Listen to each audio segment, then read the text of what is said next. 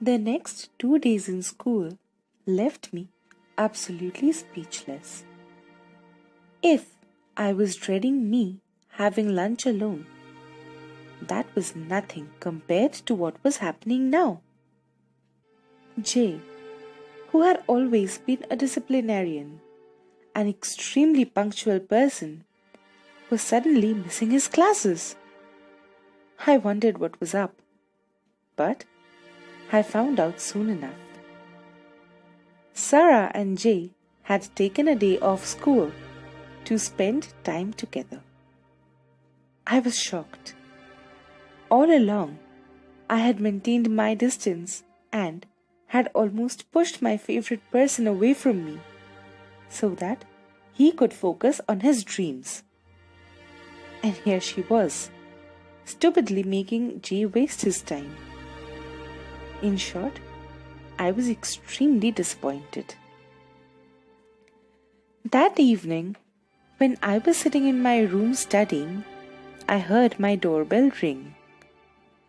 A few moments later, my mother walked into my room. "Ancy, it's Jay. He's come to meet you." My heart skipped a beat. I wanted to jump up and greet him. But something held me back. Probably a part of me was hurt because my sacrifice had had no value. Jay was still wasting his time and letting go of his dreams. I had not only let my friend go, but had also kept a big secret from him, all in vain. So I told my mom, "Please tell him I'm not well. I can't meet anyone at the moment." My mother was surprised, but she told him that I heard the main door shut and saw Jay from the window, walking away.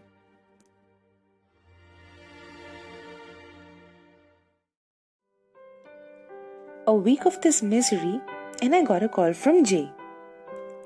"Hey Ancy, you look so distant these days. What's up with you? Listen, I want to introduce you to Sara. Meet me at the cafe at Park Road at 5 p.m. tomorrow, okay?" I thought of 1,000 excuses to avoid the meet. But in the end I replied, "Yeah, fine, I'll be there." At least now, I did not want him to think that I was avoiding him. My presence would not affect his dreams anymore. So why should I avoid him now? The next day at 5, I was at the cafe at Park Road. Sara and Jay were already there, waiting for me. It was Sara who spotted me. She smiled at me, a warm and friendly smile. She looked rather sweet-natured, and I wish I could return that smile. As soon as Jay saw me, he quickly came and hugged me. We sat down at the table and started exchanging pleasantries when I saw Jay look at Sara lovingly. He touched her hand softly, and then it happened. Sara told Jay, "I'm skipping school tomorrow. I really want to go shopping for my upcoming concert. Please join me, Jay. Please, please, please join me. Ancy, would you like to come too?" And Jay, after hesitating for a moment, said, Okay, Sara, because you wish. Fine, I'll skip school tomorrow." And before I knew, I had blurted out, "Oh my God, Jay, stop it. What is wrong with you?" A silence. They both looked at me, utterly confused. Oh my gosh, what had I done? Without wasting a moment, I rushed out of the cafe.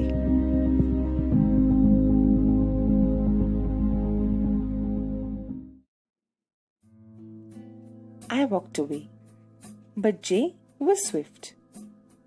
He soon caught up with me. He stopped me and asked, "Ancy, stop. What is it? Now you have to tell me.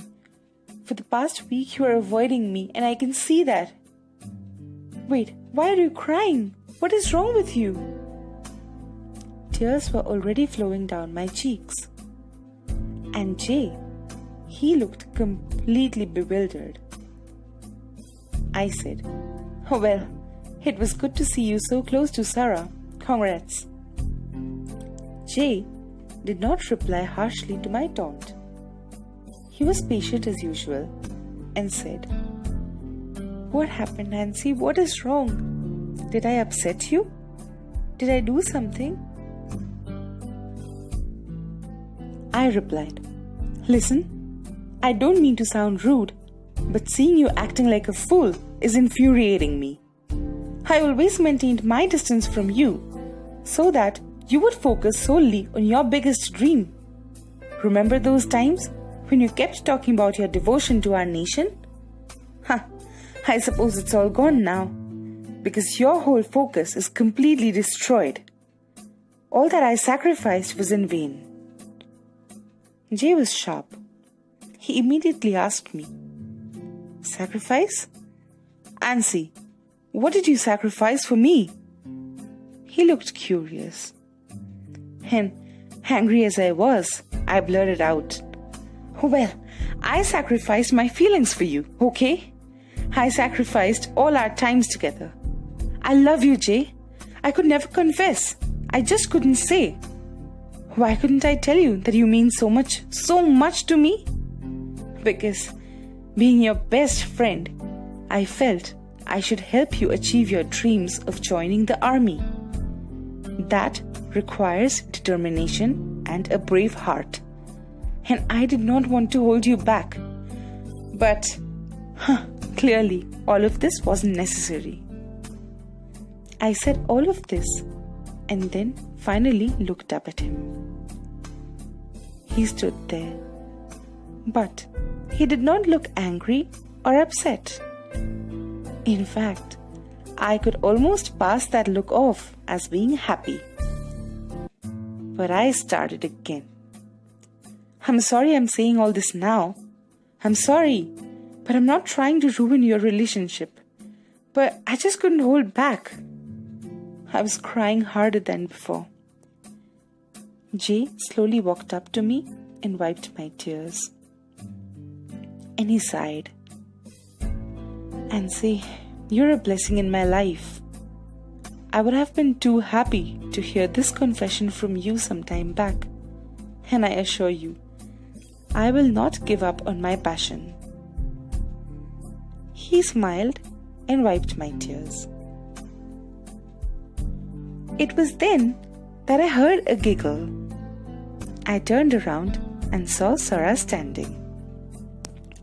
"That's just right," she said in her soprano voice. "I never proposed your best friend. Jay came up to me one day and asked me to help him prank a little prankster." Wait, what? Prank a prankster? She hadn't proposed? What was going on? I looked at Jay bewildered, and Jay, he was smiling. "Yes, I just wanted to know how you felt for me. When you asked me to accept her proposal, I was heartbroken. I thought you did not feel the same way for me as I felt for you." I was speechless, but Jay continued. "Yes, Ancy, I had lost all hope when for a week you completely ignored me.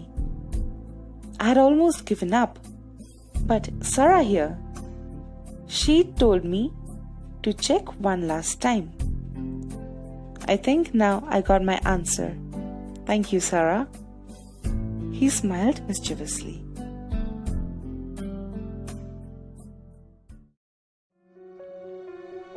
I could not speak. I just hugged him tightly. But soon, a thought disturbed me. "Jay, If you reciprocate my feelings, I asked, why didn't you tell me? Jay held my hands in his and whispered, Ancy, being in the army is difficult. But do you know what is more difficult? Being someone whose lover is in the army. I did not want you to suffer for me, which is why I needed to find out how you felt about me. I love you. And now I'm asking you again. Ancy, you're my best friend. And I love you. Do you think you can be with me knowing that I want to join the army?